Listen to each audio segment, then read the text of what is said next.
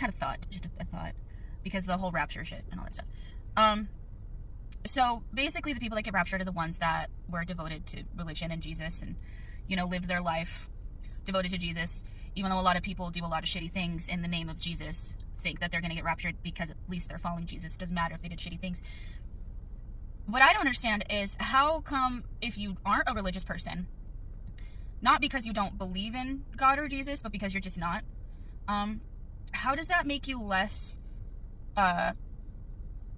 worthy of being raptured than someone who has been devoted and gone to church and been religious? How come, for example, I'm a sinner for not,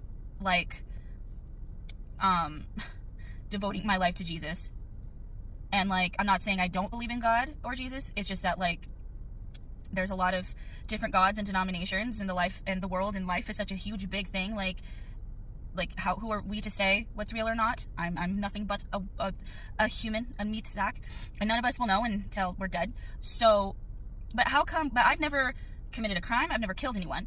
I've never sexually abused anybody, unlike some religious folks. I don't do drugs. I don't drink. But how come because I don't devote myself to Jesus, I'm not going to be raptured, and so that makes me a sinner? That doesn't seem to make sense to me. I feel like that's very cherry picking and one-sided of how come you're good and worthy just because you happen to be a believer? Because like I said, there are wonderful people who are religious. I have friends and people who believe and very devout and are wonderful human beings.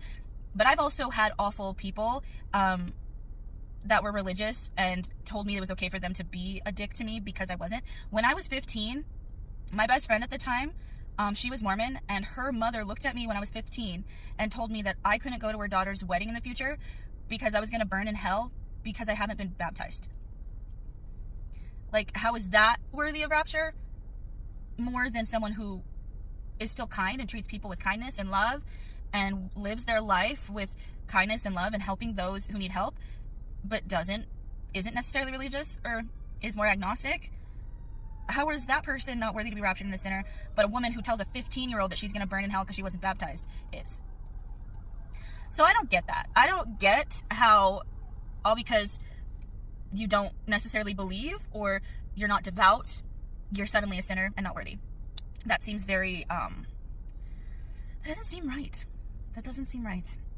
But I don't know, maybe that's just me. My parents gave my sister and I the freedom to explore different religions and belief systems, and to kind of decide what we believe in.